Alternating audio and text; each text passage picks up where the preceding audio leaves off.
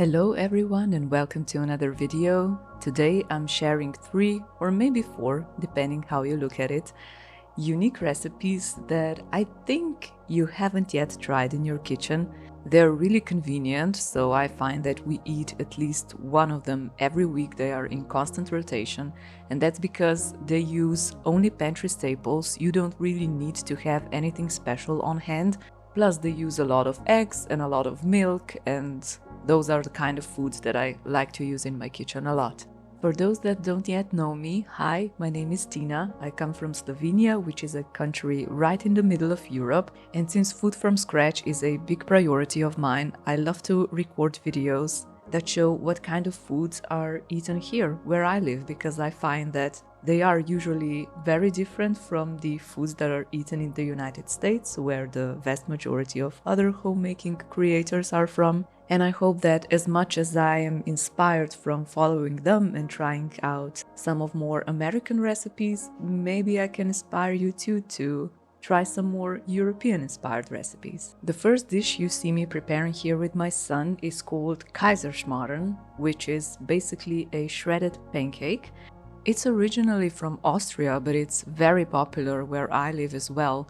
And the great thing about it is that you can make it for breakfast, dinner, brunch or dessert, I would say. It's really versatile in terms of how much sugar you put into it, so you can make it very sweet, you can make it more satisfying. We usually eat it for dinner, honestly, because we usually have a big lunch and then we have breakfast for dinner style of dinner. And Kaiserschmarrn is a great thing to have in your repertoire of dishes to make, because I bet you have the ingredients for it in your pantry. And it's one of those dishes that most people will like, especially most kids will like. I'll link the basic recipe in the description box down below, but you basically make a pancake batter, maybe a little bit thicker than pancake batter. I don't really measure anymore because I'm so used to getting the consistency right just by the feel of it. And like I said, it's very versatile. I like to do a mix of whole wheat flour and all-purpose flour. And just a hint, if you're baking with sourdough and you have some discard to use up, you can use discard in this recipe. And after you mix the batter with an immersion blender, you pour it into the pan. Make sure to grease the pan with quite a lot of butter. That makes it really good. And then if you like raisins, that's the part when you can sprinkle some raisins on top so they sink a little bit into the batter, and wait for this giant pancake to cook on one side. When it's done, flip it over. I usually do it in 4 parts to not make such a mess. And then you have to cook it on the other side too, shred it, and you have a delicious shredded pancake. I believe it's traditionally served with fruit compote, but applesauce is really easy to have on hand to go with it, and I personally like to just serve it with some good jam and maybe use a little less sugar in the batter and then have jam to go with it. The next dish I'm going to show you can similarly be served as breakfast, dessert or dinner in my opinion, and it's an oven-baked rice pudding. The great thing about this recipe is that it's actually a leftover recipe for me always, because I usually make rice pudding that we have either for breakfast or for dinner, and then I intentionally make quite a lot of it, and whatever is left I then use for baked rice pudding. So in case you're not familiar, rice pudding is basically just cooking rice in milk. You sweeten it up a little with some sugar and maybe add some cinnamon or something like that. Wait for the rice to really get that creamy consistency. That means you kind of have to cook it for almost half an hour. And then you just serve it in a bowl, maybe sprinkle some raisins over it, some honey, or in case of my family's preferences, we usually do a sprinkle of cocoa powder. So that's the reason why at the beginning of this video I said that I'm going to show you 4 recipes. Well, technically it's 3, but this recipe is really 2 dishes in one. And if you think about it, with very little effort and with only a few ingredients, you get 2 amazing dishes that usually everyone enjoys. So here we're already at a part where we have some leftover rice pudding, and my son is again helping me crack the eggs. I'm separating egg yolks from egg whites because we are going to fluff up the egg whites, which will make the baked rice pudding really nice and fluffy.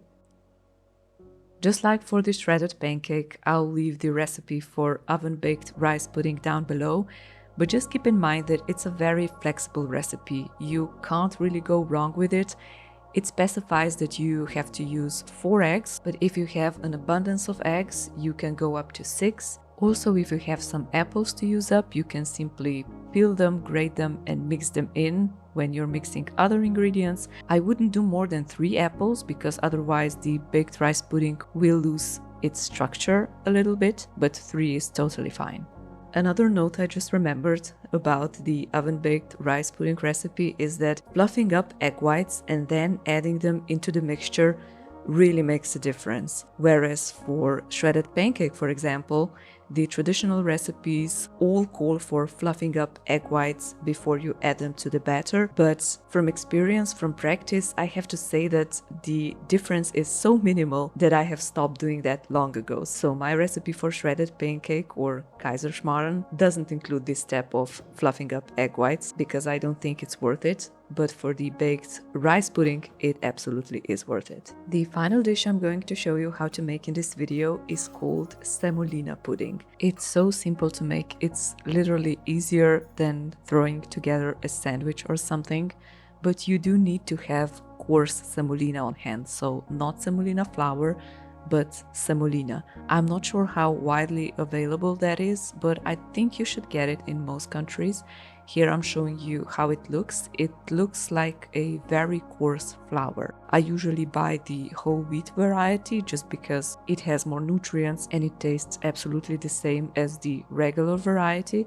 But if you have access to semolina, there's really nothing more simple than just cook it in some hot milk. It's also cooked very quickly. Usually it takes just about 5 to 10 minutes to really thicken up. And after that, you just pour it into bowls and top it with whatever you like. You can go really fancy. Again, you can use some honey, nuts. Frozen blueberries are a really great option because the heat from the semolina pudding thaws them just the right amount, if you ask me. But just as with rice pudding, my kids' absolute favorite way to eat this is to sprinkle a little bit of cocoa powder over it, so that's what we do most of the time. I really hope you decide to try at least one of the recipes from this video. Let me know if you have any questions in the comments below, and I hope to see you in the next video. Bye!